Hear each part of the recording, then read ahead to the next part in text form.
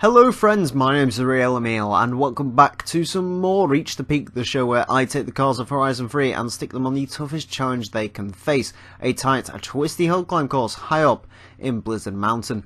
I have 5 vehicles here for you as usual, and we are going to be kicking it off with one of the more interesting GT cars of the 90s. This is the 1998 Nissan R390 road car, 550 horsepower, 471 foot-pound of torque, 2,264 pounds of weight. This is an S2 class car, 923 in PI when equipped with the snow tyres. It is the highest PI vehicle here today. Now, despite being the highest PI vehicle here today, as far as its statistics go, it's not hugely remarkable. Granted, it is a rather lightweight vehicle at just 2,200 pounds, but you look at the power figures, you look at the torque figures, and they're not hugely exciting. However, the R390 is a rather interesting car when it comes to Forza, especially on tarmac. You see, while it may not have the most interesting of stats, it is a stupidly quick car. Whenever I've drove this for Forza Top Gear laps, it usually places within the top 10 at sort of the end of the season leaderboard rundown. It is a phenomenally quick car on tarmac. However, will that translate onto snow? The answer is, kinda. It is still extremely quick in a straight line once you can get the sort of traction fully down. This thing will just shoot and take off. It is quicker than any CLK, GTR, McLaren F1 you can throw at it. However, it's not particularly stable. It is a very difficult car to drive up here, very challenging experience to drive. Of course, as you may expect, you know, it is lightweight, it's got a decent amount of power, and yeah, it has the ability to shoot off very, very quickly. So naturally, of course, it is on the difficult side to drive up here. If you're looking for a supercar to drive up here, I would not be recommending the R390. Well, obviously I'd suggest something with all-wheel drive. But if you don't have the luxury of that, I would probably say something like the CLK GTR is slightly easier to drive up here. Keep the R390 on tarmac, keep the CLK on tarmac, keep the McLaren F1 GT on tarmac, keep them all on tarmac, and just experience these cars for what they are. Especially the R390. The R390 will blow you away with just how quick it is. While it may not have the handling precision of the CLK, it's just, the CLK can't keep up with the R390. It is just ludicrously fast. Speaking of ludicrously fast things, we head over to the 2013 Ferrari F12 Berlinetta, 750 horsepower, 508 foot-pound of torque, 3,593 pounds of weight. This is an S2 class car, 917 in PI when equipped with the snow tyres. It is the most powerful vehicle and the torquiest vehicle here today. The F12 Berlinetta is a rather crazy contraption, naturally aspirated V12 in the front, rear-wheel drive at the back, and a big GT car body to go along with it. At the time of its inception, it was the most powerful road-going Ferrari ever made, and while it has been since surpassed by the TDF and the 812 Superfast, it still is a rather crazy contraption. I like the F12 Berlinetta quite a lot, actually. This car replaced the 599, which was just a car which I was never hugely a fan of. I don't particularly like the way it looked, and before that we had the 575, which is my favourite Ferrari. While this certainly isn't my favourite Ferrari, the F12, I do think it's a rather excellent looking car. I love the insane ludicrousness of this. I also like the fact that, as far as like sort of driving it on roads are concerned, it's a pretty relaxed car to drive. It's actually a pretty well balanced vehicle, all things considered. Here on Blizzard Mountain, it's pretty decent. It is quick, very quick. In fact, it is a little bit on the difficult side, of course, as you'd probably expect from a rear-wheel drive GT car pushing over 700 horsepower, but it isn't quite as bad as you might expect it to be. It is a solid enough vehicle. If you're going to take a Ferrari in the snow, I would still probably recommend, well, the FF, because all-wheel drive, or even, you know, one of the more subdued GT car Ferraris, you know, maybe like a 575 or something like that, but if it needs, if sort of push comes to shove and you need the F12 to do a bit of a snow run, it isn't a bad car. It certainly isn't the worst thing you can choose within its segment, or indeed within its manufacturer. Interestingly enough, the F12 Berlinetta and our next car, the Lexus IS350 F Sport, do actually have something in common. They both weigh exactly the same at 3,593 pounds. However, the IS350 Sport does not have 700 horsepower. In fact, it has 306 horsepower and 277 foot-pound of torque. It is an A-Class car, 774 in PI when equipped with the snow tyres. Now, the IS350, rather interesting vehicle this. The modern IS, the sort of newest current gen IS, is a car which I'm still not entirely sure of. Lexus's modern design language of basically angles, not something I'm a huge fan of. I don't think it works particularly well on their SUV, the NX, I believe it's called. Honestly, on the IS, it's very hit and miss, and Lexus's own sort of sports car, the RCF, I'm not so sure on the way the RCF looks. From the front, the RCF is bloody hideous, and from the back, it's a little bit better. The IS is sort of an inverse of that. It looks quite nice from the front, the IS, and then sort of around the back, I do not like the way the tail lights sort of sink into that rear bumper. It makes me feel rather uncomfortable.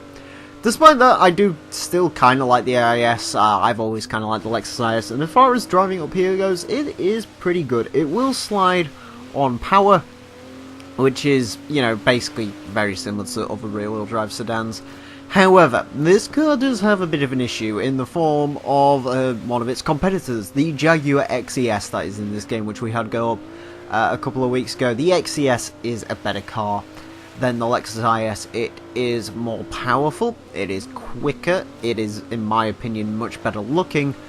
It's just a better car than the IS350, unfortunately, in pretty much every single way. Even coming up here, it was just a lot quicker and nicer to drive.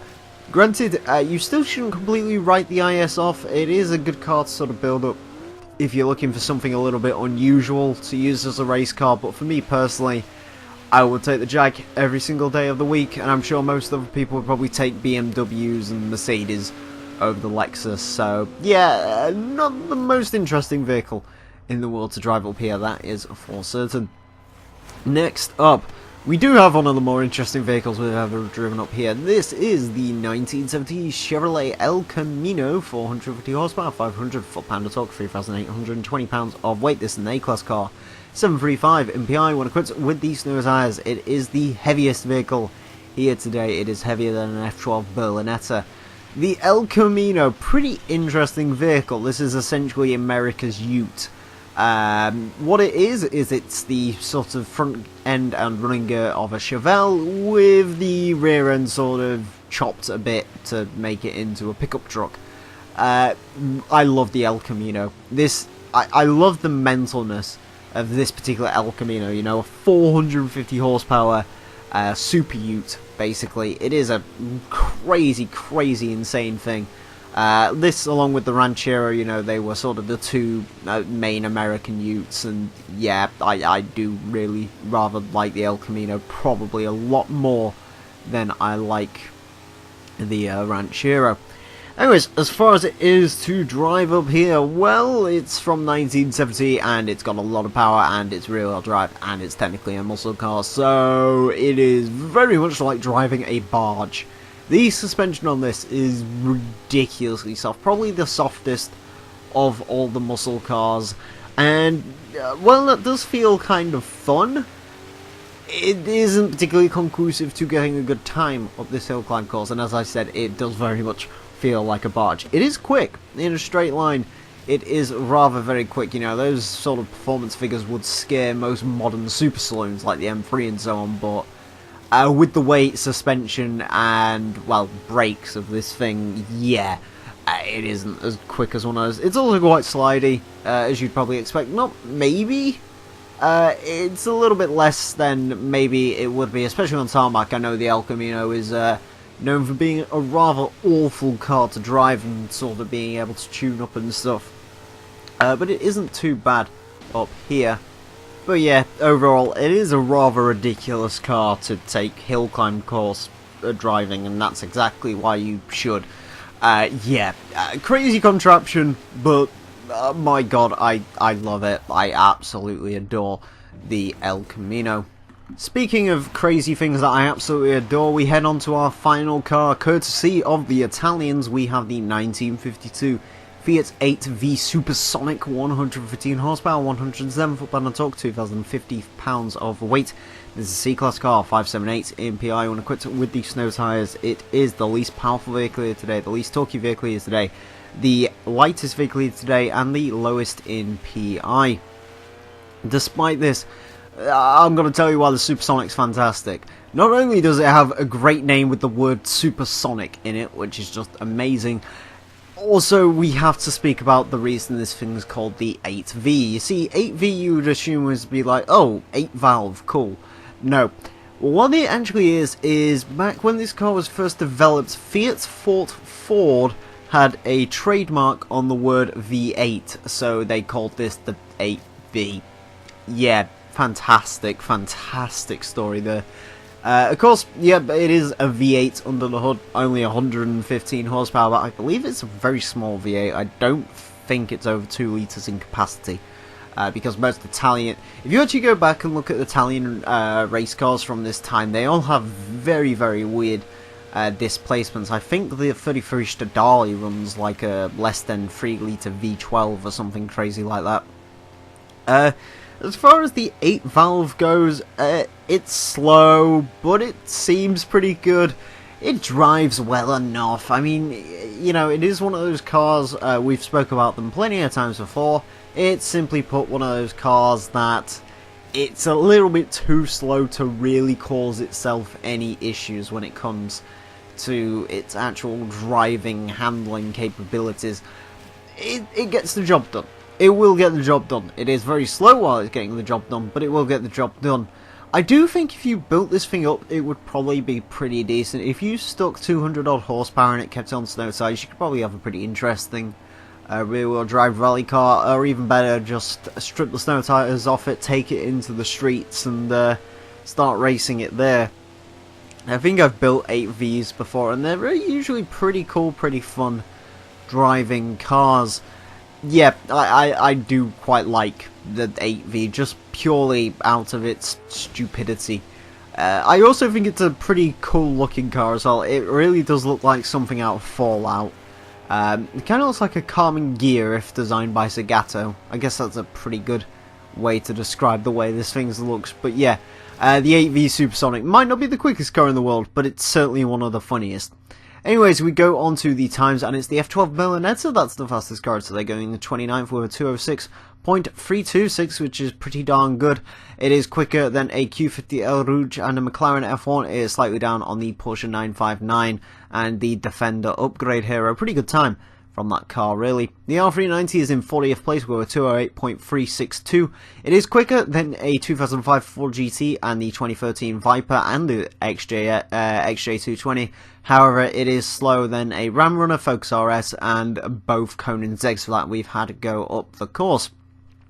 Moving down once again, the IS350 F Sport is in 113th with a 218.338. It is slightly quicker than a BAC Mono and a Ford Focus ST. It is down on the E36 M3, and I believe it's about 2 seconds down on the Jaguar XES. Moving down once again, the El Camino, 173rd place with a 225.145. Interestingly enough, the El Camino is actually very slightly quicker than a Skyline R31 and a Pontiac GTO Judge. It misses out on a HDT Commodore, a Renault 5 Turbo, and a few other things as well. And finally, the slowest car today, it is the Supersonic. Not quite supersonic enough. 217th with a 242.529. It is 1.5 seconds quicker than a Volvo 1800E. It is 0.5 seconds down on an Opel GT, so about where you'd expect that car to be. Anyways, friends, I want to thank you all very much for watching this episode of Reach the Peak, and until next time, a farewell.